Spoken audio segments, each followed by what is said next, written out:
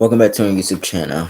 I am your humble host, Silverton TV. My name is Charles. Welcome back to my YouTube channel. Please make sure you like, comment, and subscribe. Hit that thumbs up button so you be notified down below when I drop a brand new video. You would not believe how many stories I got here.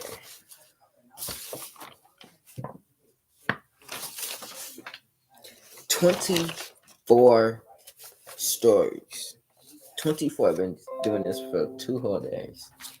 And I got 6 stories circled and that I'm gonna do today. And we're gonna do it 6 at a time. And different orders. So just random stories. So it's a struggle. I gotta start busting these stories down and giving you these stories. 24. I mean, what is going on with America? I have a lot of stories. Um,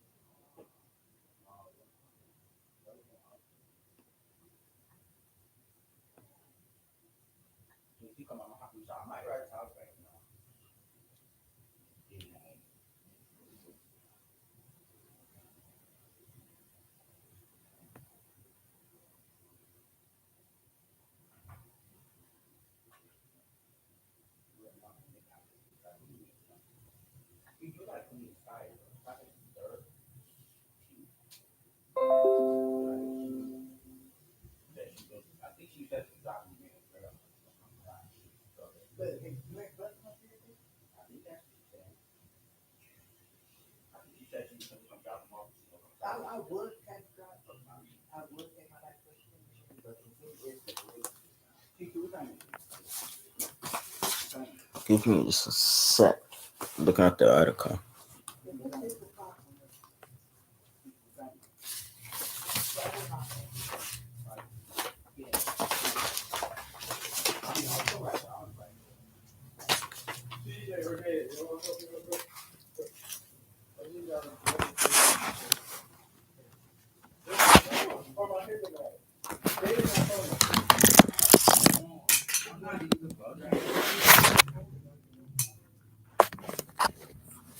Okay, back.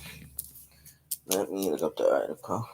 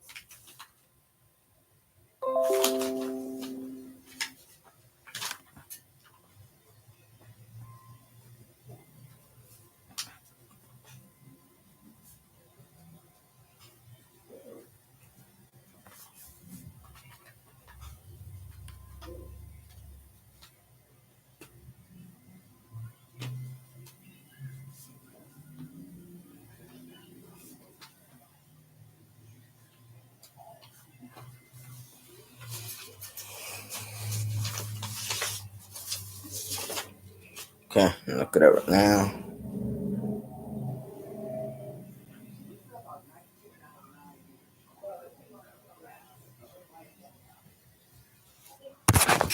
Buffalo, New York, the city of Buffalo. Unfortunately, we're gonna have to take an L. Um,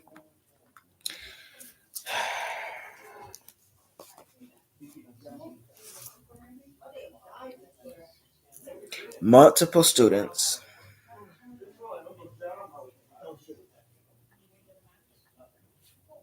Multiple students at Buffalo Elementary School is ill after consuming gummy edibles.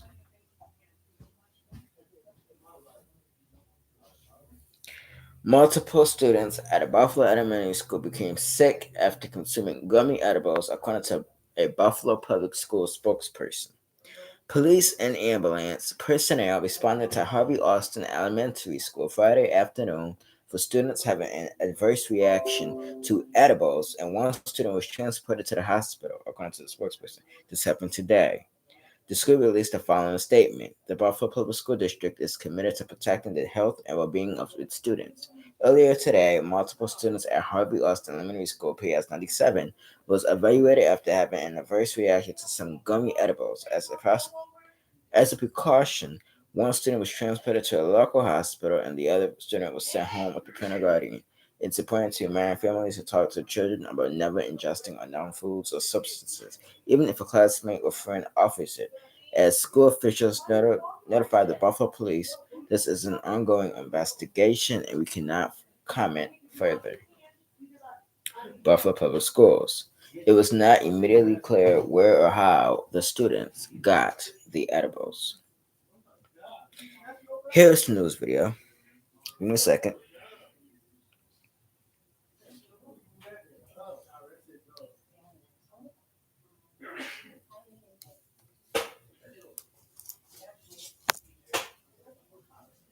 New at 4, ambulances were called to a Buffalo elementary school this afternoon after reports of several students getting sick.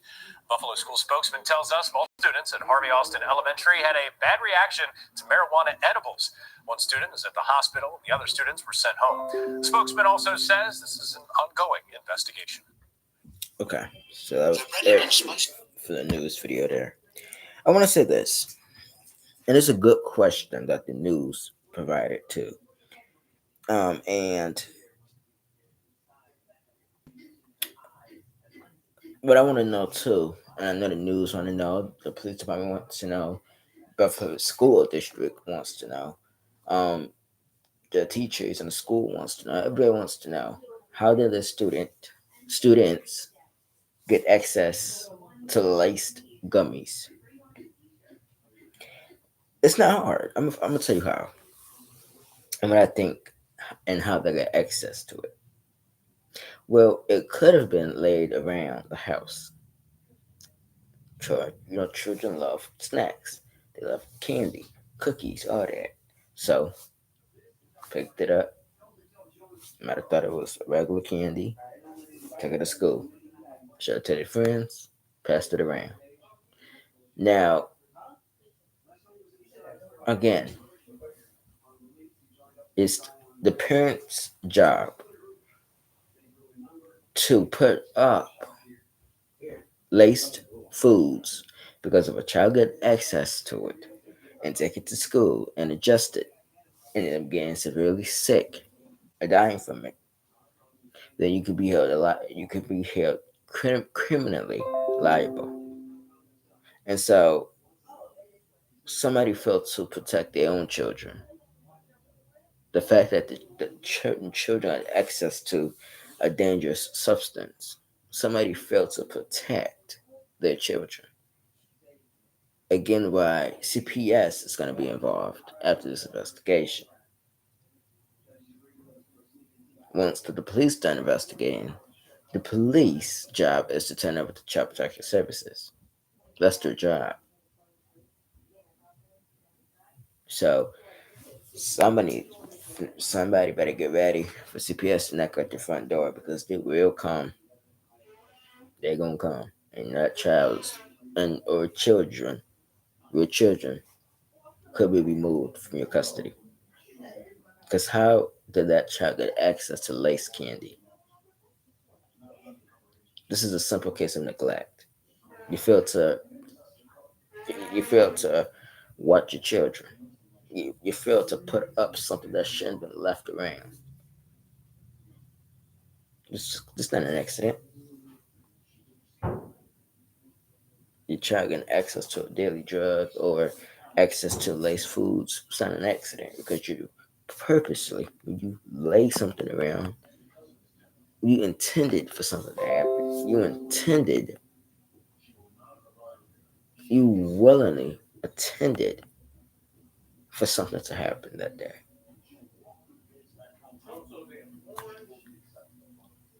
When you lay weapons around, candies, lace candies, any bad things around for a child to get access to, then that's a problem. Because if that child ingests it, it's criminal behavior. It's a felony. In the city of Buffalo, if a child gets access to lace candy and the police investigate, CPS investigate, the school investigate, everybody investigate, and they determine that you failed to protect your child and it was left around, it's a felony. It's not a misdemeanor. It's a felony that could get you the maximum penalty under law, 15 to 20 years in prison. This is laced candy. So, well wishes to the children, prayers in the comment section. Um, to the parent who thought it was a great idea to allow the children get access to lace candy. Yeah, you know, judgment day will come. You would one day will have to face a judge in court and tell the judge why was it okay for you to allow your children to get access to such a thing. So, um, the school is temporarily closed, which means it probably will be closed at least for a couple days. So, I mean, yeah, I mean, because the crime was happened in the school because it took place in the school. They're gonna have to bring people into that school to, you know, do a sweep to make sure there's no other contraband in the school. Talk to students, teachers, staff. They're gonna have to do outside sweep. They're going to swab for DNA, everything. Because when you're talking about drugs, candy, they want to make sure it's not a drug on the property. Serious matter. Um, Sad where we living. Let's move on.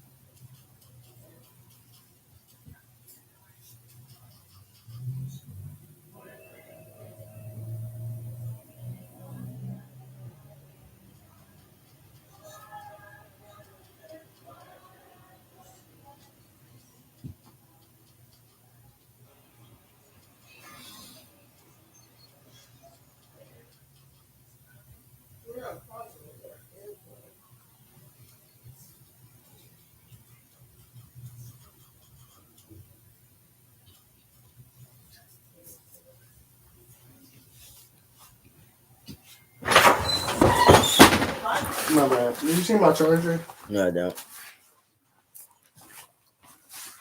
Come out.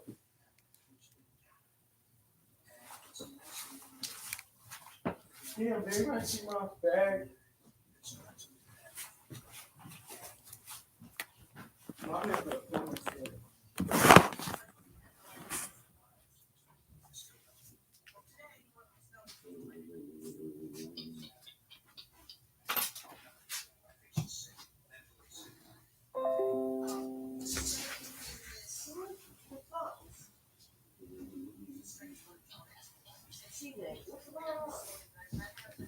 I don't know. It was doing something last night. I just was seeing it.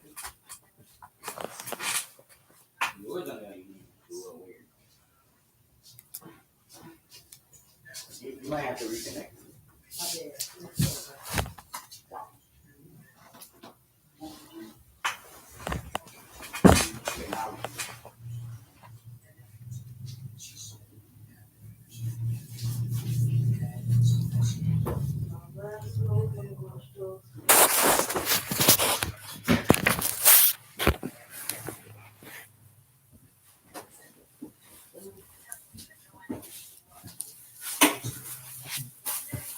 Come on, that's my charger. All right. That's my charger. Phone died.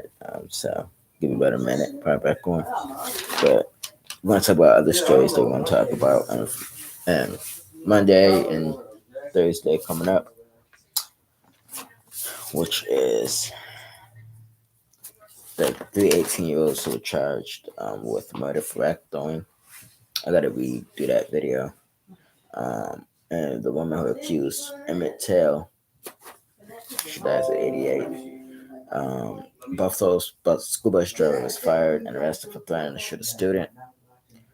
3 teens are critically injured in a head-on crash with a school bus. Jeremy Webster found guilty of killing a 13-year-old boy. A sixth story is a seventh grader bringing school bus to a stop after driver loses consciousness. This is a positive story. Number 6. Number 7 is school staffers charged after 7-year-old boy told to eat his own vomit. And then eighth is 8 bodies are found dumped in Cancun, Mexico. Ninth story is 3 teens killed pregnant woman due to give birth within several days. 10th story is mom of teen is found dead alongside convicted Howard. 11th story is road rage drivers jailed for shooting a 13-year-old dead. A 12th story is a white man is sentenced for choking an 11-year-old black girl for playing in his driveway. 13th story is Houston mother sentenced to life in prison for slamming a 4-month-old to the ground, distracting her for crying. 14th story talking about 15th story.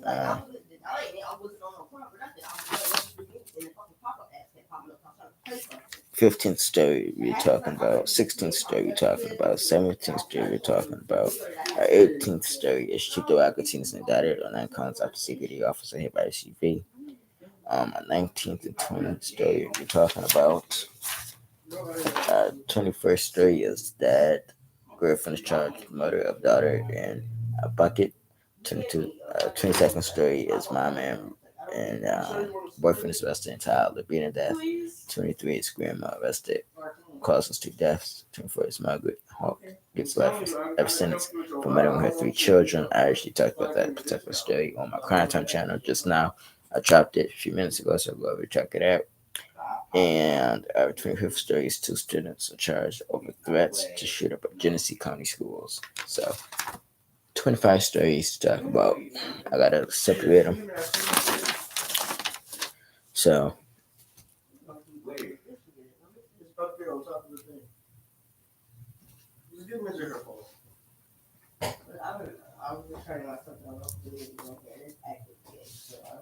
What cream? What you can't make this pretty big.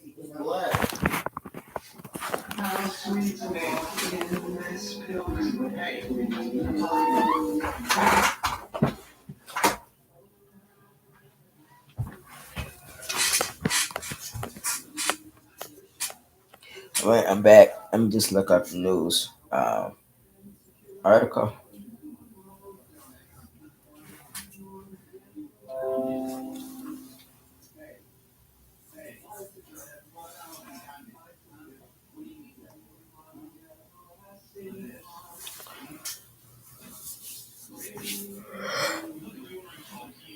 Oh, sorry for the wait.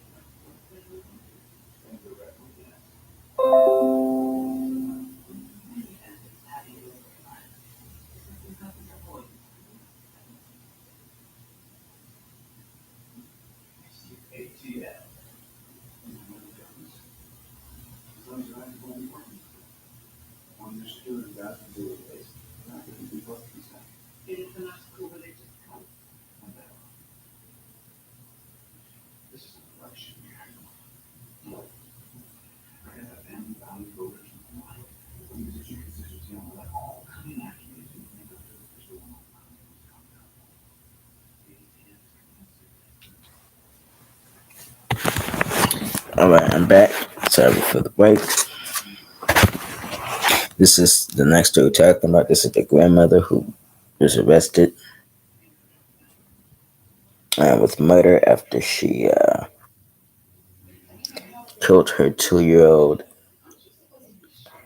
granddaughter. We're going to talk about this story right here. Greensboro, North Carolina is going to take an L. North Carolina.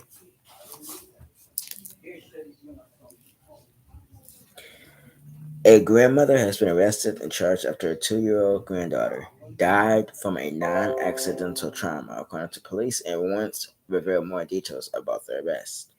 Ruby Ruby Charlotte Thomas, according to police, they responded to Afro Street on a medical call. When they got to the scene, they found a 2 year old girl suffering from apparent cardiac arrest. The child was declared dead on arrival at the area hospital, and medical staff and detectives saw what they believed was signs of child abuse.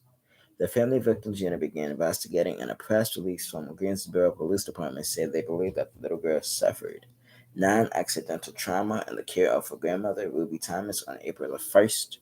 Warrants go out Warrants go into more detail about the incident. The documents allege that Thomas committed an assault that resulted in serious bodily injury to the little girl, including rib fractures, over 50 contusions, abrasions on the back of the left leg, injuries to face, lacerations in mouth, multiple hemorrhaging to scalp, hemorrhaging to top of head, hemorrhaging to skull, bleeding on the brain, bleeding on the brain surface, bleeding around spinal cord, bleeding on the inside of the eyes, hemorrhaging around ribs, bruised intestines, bruising on top of her chest, small hemorrhage in the back.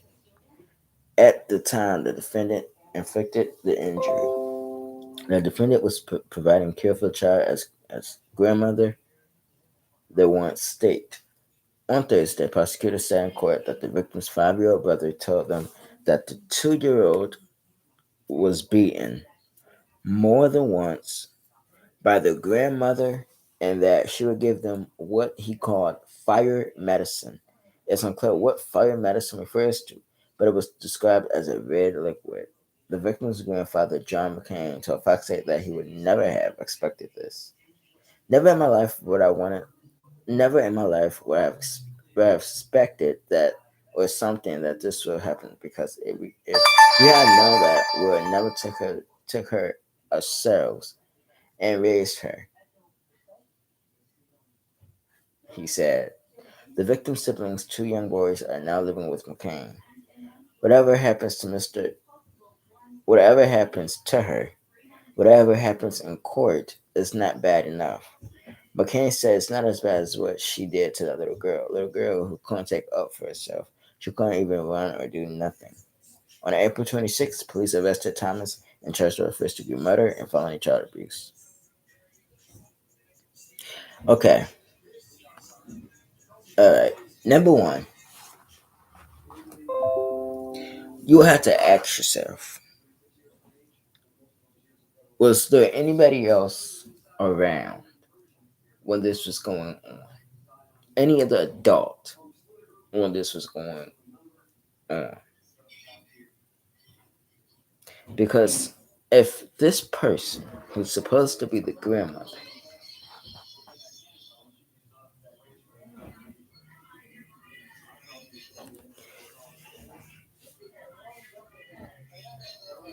I won't care if she was a grand aunt, this person should have never been left alone with a child in the first place. Because you could tell the evil in a person's eyes. Look at the eyes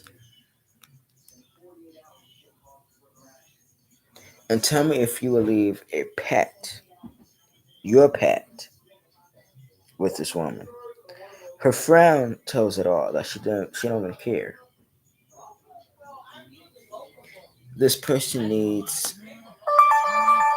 life in prison without parole, or the ultimate penalty under law, the death penalty. This person needs to never be allowed back on the streets of Greenboro, North Carolina. She's considered dangerous. And if she did this to a child, what makes you think she wouldn't get out of prison and do this to another person?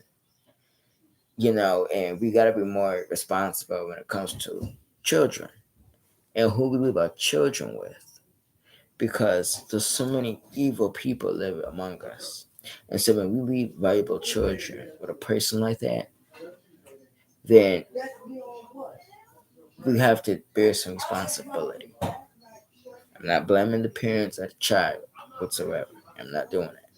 But you gotta be more careful who we leave our children with. We gotta do our homework. We gotta go through a background check. We gotta do certain criteria before we leave our children with this type of person.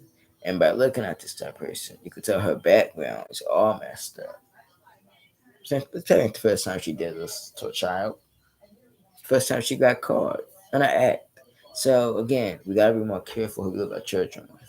Grandparents, grandfathers, mom's boyfriend, mom's girlfriend, mothers, fathers, teachers. I mean, anybody. You just never know until it's too late. Also said this um, to 2 year old. Um, Nobody deserves to be basically beaten to death, killed, murdered behind the hands of an individual who was supposed to babysit, but instead she chose to beat this child instead. She chose to be a coward. And in prison, where you're hitting, it's not going to be a fun road for you. When those inmates know what you're there for, just know that you might not survive in prison. Just know you might be someone's girlfriend behind bars. I'm telling you. It's in a place, prison in a place nobody wants to be. It's a horrible place. Jail's a horrible place. But it's made for those who are evil and wicked. Let's move on.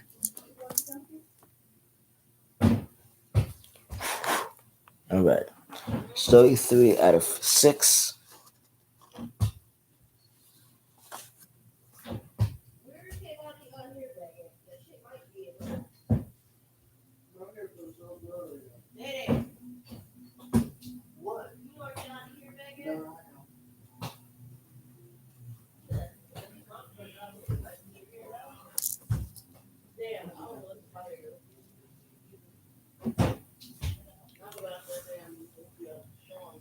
Serbia is a country, and they're going to take an L.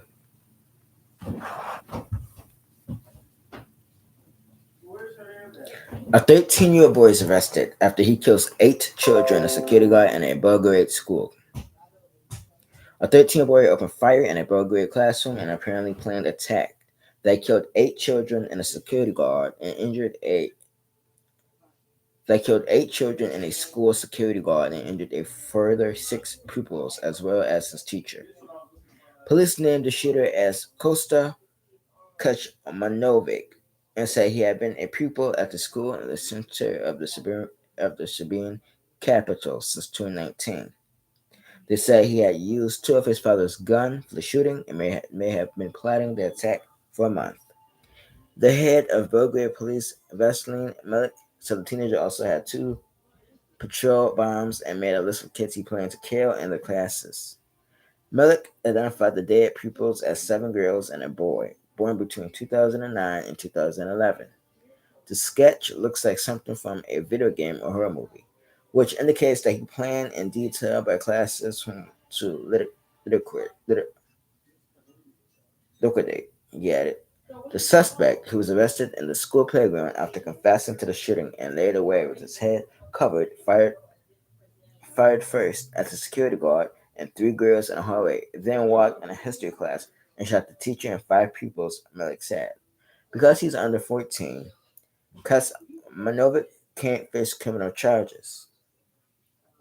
The Belgrade prosecutor's office said he will be placed in a psychiatric institution. His parents have also been arrested. The father claimed the arms were locked in a safe with a code, but apparently the kid had the code. Serbia's interior minister, Batislav Gasic, said he took the pistol and 3 magazines with 15 bullets each. The education minister, Branko Ozic, declared 3 days of mourning, and the health minister, Danica Guchicic, a neurosurgeon, wept as she called the events perhaps the most horrific experience I have had as a doctor and as a human being.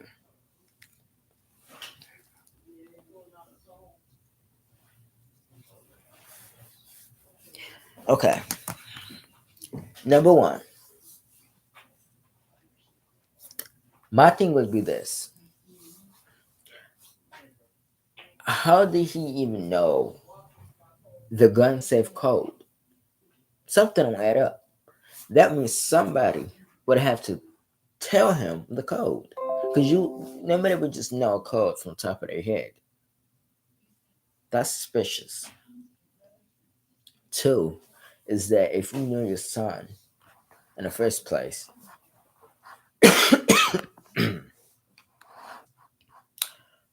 was not all there and had mental problems or just not there and was planning it, your job was to get the authorities involved, to get your son the help that he Got to needs. see what your hair grease.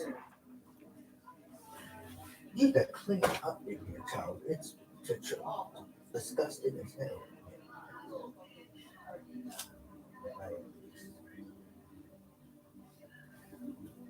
Now, no, that's nasty.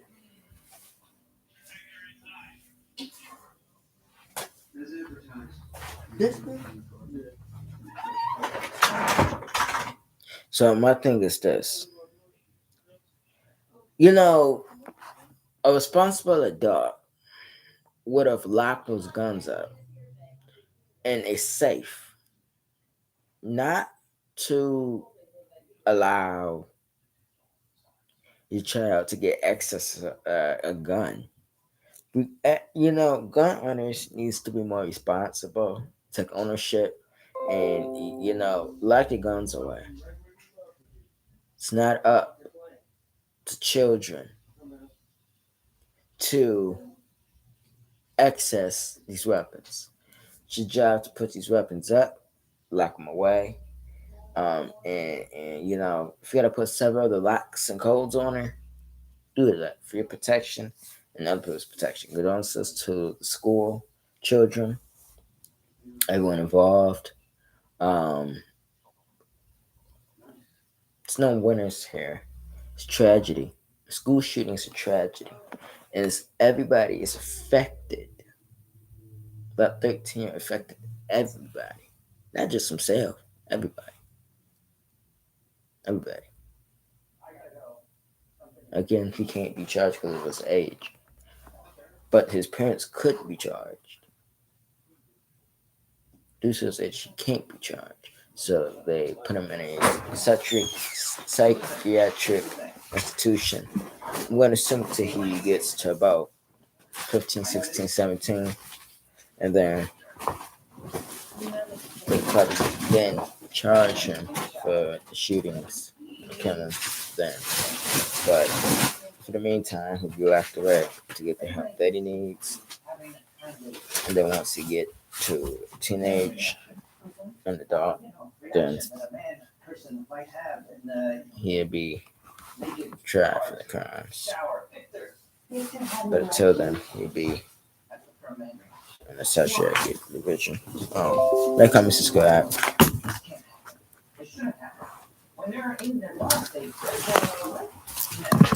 Come on, doing YouTube. That's ignorant. I'm gonna tell if I'm done.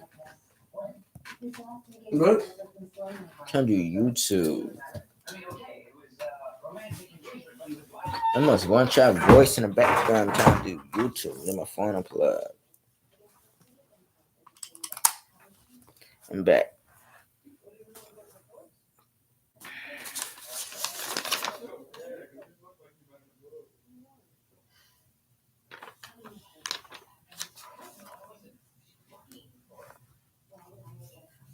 This next story is crazy.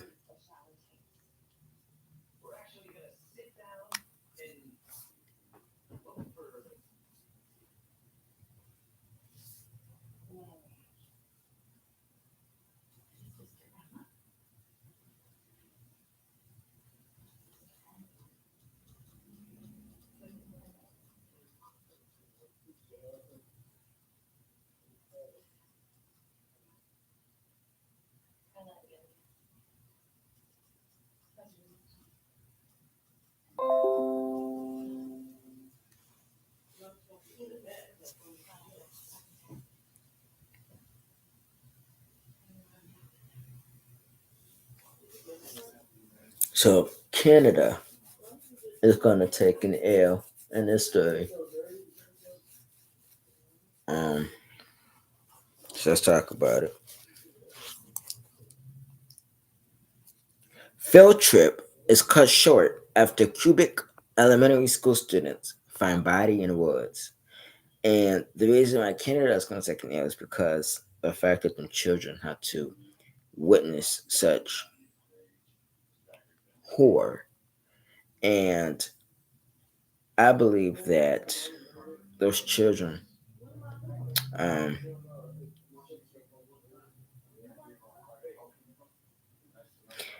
shouldn't have to experience that, on a field trip. And my thing is that, you know, it's crazy. A school field trip was cut short Tuesday in Sherbrooke, Q after elementary school students stumbled upon a body in a wooded area. Sherbrooke police confirmed to Novo Info that investigation is underway but declined to provide further details.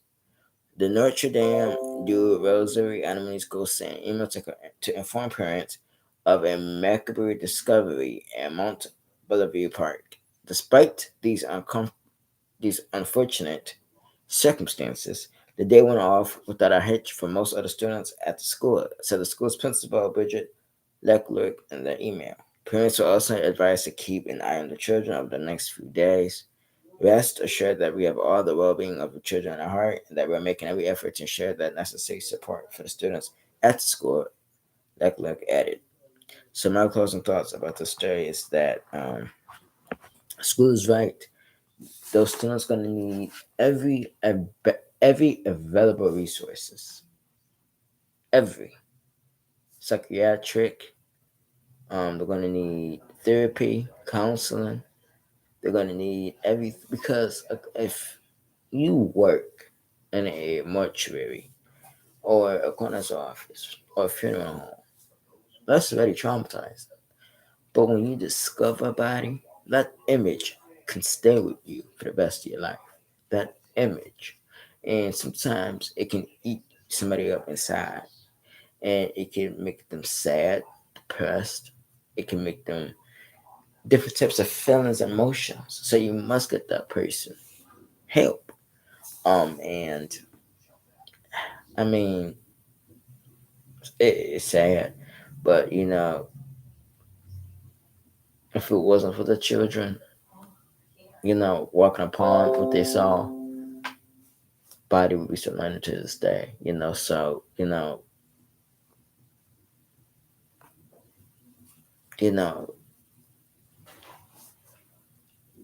I can't say for sure if, because not a news article, if the person was killed or just died from natural causes, heat, or anything the person had. So until the news update, the news update us with more information about this particular story, then that's the only information that we would be able to give to you guys. So,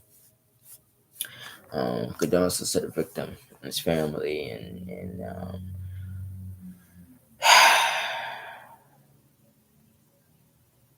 help pray them children get the help that they need, and support that they need, and we just gotta stand by them and stand with them and support them through this, hard time. And let's move on.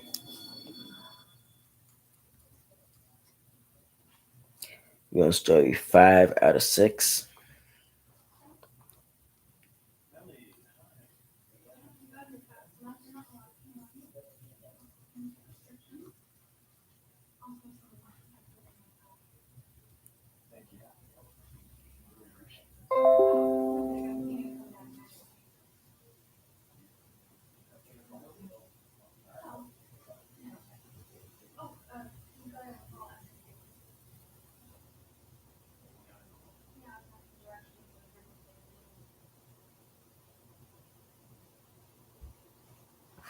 And okay, so let's read this. So this is at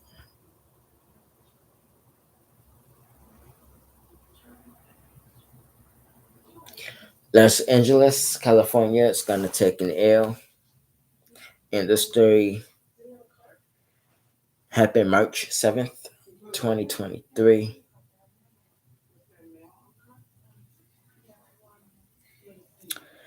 Anthony Evelo's mother and her former boyfriend were convicted of murder Tuesday in the 2018. She was 7 in 2018. I apologize for that. 2018 death of the 10-year-old whose short and tragic life exposed massive shortcomings in the county's child welfare system. The defendants, Heather Barron and Kareem Lavia, opted to have the case heard by a judge rather than a jury. Los Angeles County Superior Court Judge Sam Orta handed down the verdict after spending 6 days reviewing evidence. The defendants were also convicted of torturing Anthony and abusing 2 of his siblings, and Orta upheld a special circumstances allegation that the couple tortured the boy in the commission of a murder. Under California law, they must face a punishment of life without parole at a sentencing hearing next month.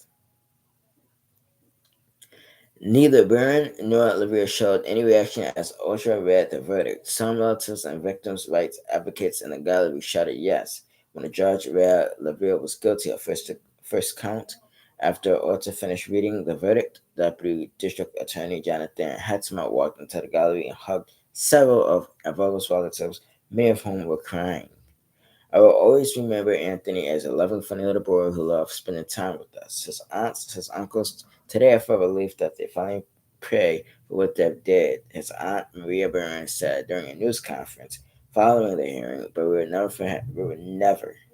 we will forever have to carry his pain in our heart because nobody would ever take the pain away of losing Anthony.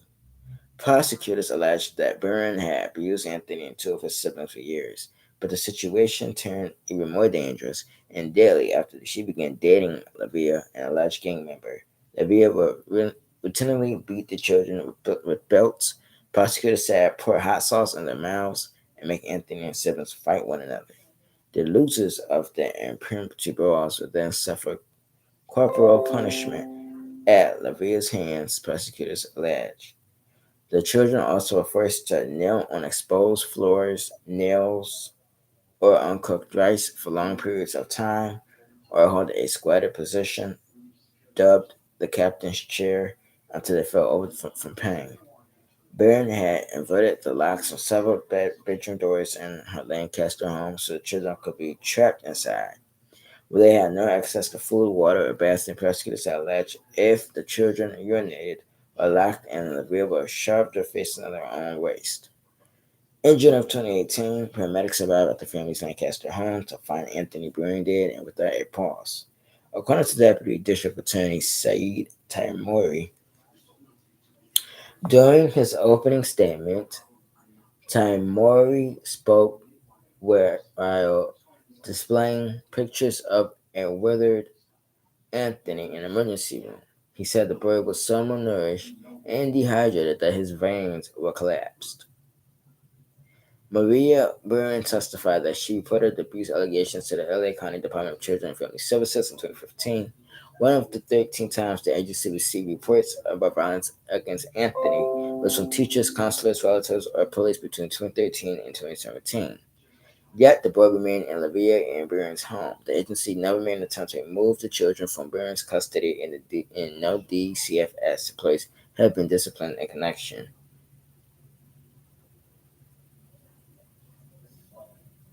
No DCFS employees have been disciplined in connection with the case. Several DCF employees took the stand during a 5 week trial but never failed to explain why they didn't take additional steps out of concern for Anthony's safety. One DFS employee could be heard laughing and telling jokes while receiving a description of abuse suffered by Anthony over an emergency hotline, according to a recording played during the trial. DCFS sent members of its media relations staff to monitor portions of the trial, but the agency has not issued any statement on the case. The fears of the trial for agency and Anthony's death drew comprehensions to a similar tragedy. The torture and murder of Gabriel Fernandez. Hatami also served as the lead prosecutor in that case, and several of Fernandez's relatives attended court Tuesday in support of Anthony's loved ones. Nobody won in this case. I never won in any of my cases. We can't bring Anthony back, and we still have the Department of Children and Family Services that keeps failing our children. Hatami said after court, but I do believe that the two most people responsible for Anthony's death have been found guilty. They are going to be held responsible for what they did, and Anthony's voice was heard and loud and clear in court. Byrne initially told paramedics that Anthony hurt himself, but the boy's siblings both testified that Olivia repeatedly dropped the 10-year-old on his head. Okay, this is my thing. One, when the testimony was happening and the DCFS worker was on the stand, she was heard laughing, and you know, this is nothing. If a civilian did that, it would have been contempt of court. But because it's a DCFS worker, why was that worker held in contempt of court? Second, I don't think it's funny that you failed your job. Your job is to protect and serve the children. So again, you're laughing at the fact that somebody died as a result of DCFS negligence. Those children should have been a long time ago removed from those people's custody. And secondly, no child had to experience child abuse. So, you know, my opinion is that those DCFS workers who failed to do their job needs to be fired, because by you not doing your job, it cost a child his life. It caused a child to be in death. And so at the end of the day, you should really feel horrible about yourself. You should really feel disappointed in yourself, your department, and at the end of the day, I believe that there's more to the story, and I believe it's more neglect going on from DCFS. But what I mean is they're neglecting to come see about children who are being abused in these homes. LA County is one of the worst places to live and have DCFS to be dealt with, because DCFS do not take the responsibility seriously. You have a lot of them who do not take their job seriously. And my thing is, why are you working for DCFS if you can't do your job correctly? You have children dying in these homes, being beaten and injured in these homes, and your job is to stand up and protect and help these children. Children can hurt themselves. They can't protect themselves against the people who abuses them. So my opinion is that DCFS dropped the ball here, and they should be arrested too for failure to intervene. Um, it's no winners in the story. It's a sad case, and justice needs to be served, and we need to hold DCFS accountable as well.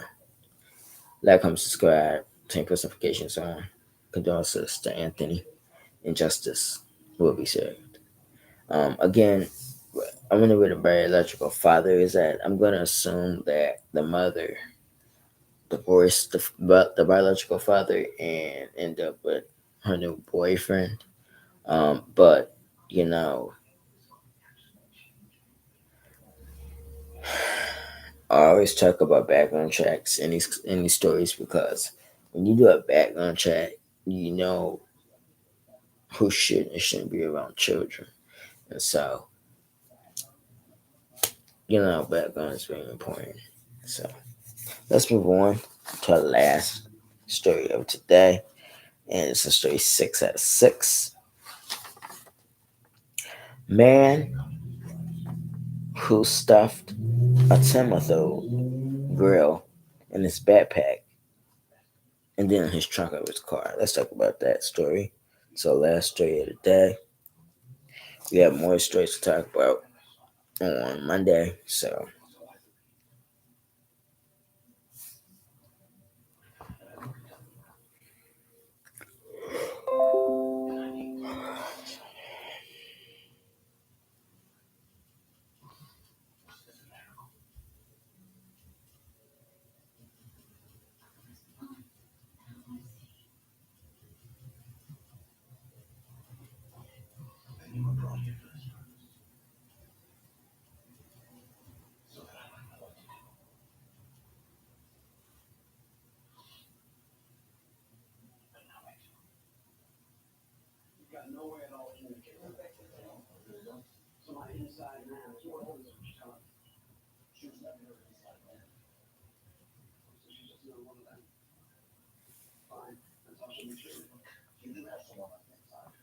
Texas is going to take an L. Texas.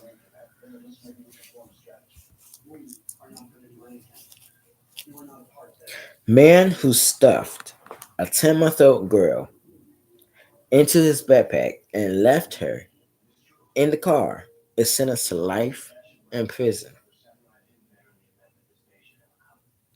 L- Lubbock, Texas, takes an L. A Texas man who pleaded guilty to capital murder in the death of a 10-month-old girl was sentenced to life in prison without parole. Trevor Rowe was charged with stuffing Maureen Jester Montoya into a backpack and then leaving her in the bag inside a vehicle while he was at work, KCBD reported. Police said Warren had picked up Marion from his girlfriend's home and took her to his job site, where he put her into a backpack and left her on the front passenger seat floorboard for more than 5 hours in 2020, the Lubbock Avalanche Journal reported. Police said Aurora was checking on her periodically, KLBK reported. At one point, Aurora said that Marianne had gotten out of the backpack. The Avalanche Journal reported he put her back in and checked on her again at lunch when he said he unzipped the bag and the child was lightly crying but breathing. He then went to a fast food restaurant and 2 stores before returning to work, the newspaper reported. That's when police said Aurora moved the child through the back seat, passed through the trunk. At about 4:50 p.m., he checked on Marianne, who he said had turned white and was not breathing. Police said he later called 911 when she was not breathing and drove to another area of town where he tried CPR until first responders arrived, KMBK reported. Marianne was taken to the area hospital where she was pronounced dead. The autopsy found that the girl had asphyxiated, the Avalanche Journal reported. I'm sorry. I'm sorry. I'm sorry. But my thing is this. My thing is, who would allow this person to be left with a child, anyways? I wouldn't leave this man with my child. I wouldn't keep this the father. He's obviously irresponsible. We came to that conclusion. And who put a 10-month on a backpack? And why would you bring your child to work with you? You come to your child a grandparent, maybe a friend, maybe, a coworker. maybe some responsible adult, but you put her in your backpack like she just a stuffed animal or a piece of paper and left her in a car that's not even turned on to the point where the child dies from asphyxiation and she been in that car for more than 10 hours. This was planned. This was planned. He planned to do this. And this person is a monster. Because only a monster would do this. To put their child, who don't belong to be in a backpack anyways, to be left in a vehicle unattended to. A 10-month-old who can't defend herself. Again, why this person probably shouldn't have been never left with this child. And I believe the mother of this child needs to face some charges too.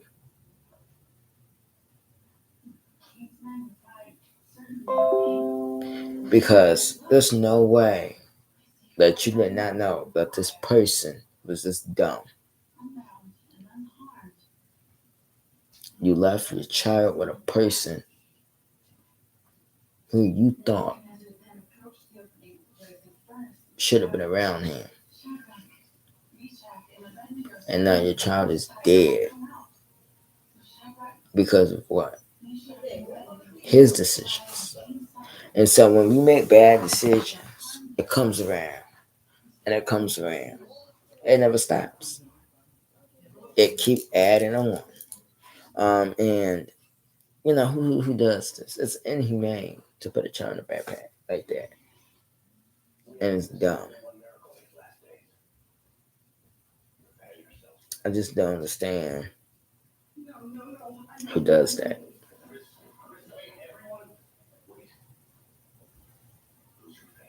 You know, um,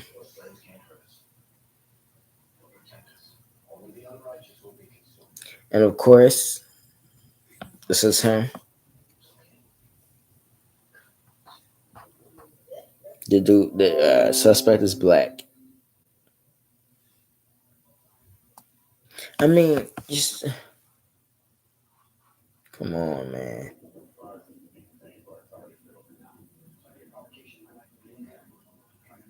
It 10 times worse. This is a child that he killed. They're putting her in a backpack.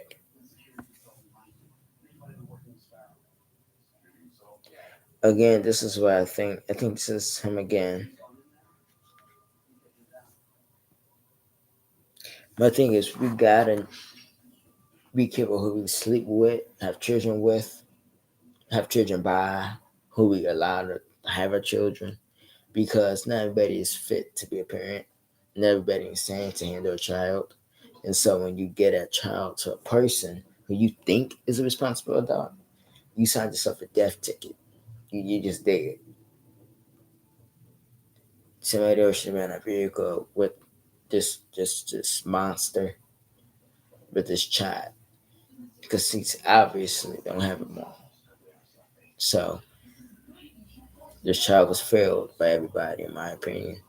And um, again, I think there needs to be more charges brought upon the mother of this child, and anybody else who witnessed this person behavior and allowed this person to take this child. He didn't have them all. It wasn't smart. So like, comment, subscribe, turn post notifications on, thumbs it up, and I will see you guys on Monday. Have a great weekend. Bye bye, and happy Cinco de Mayo.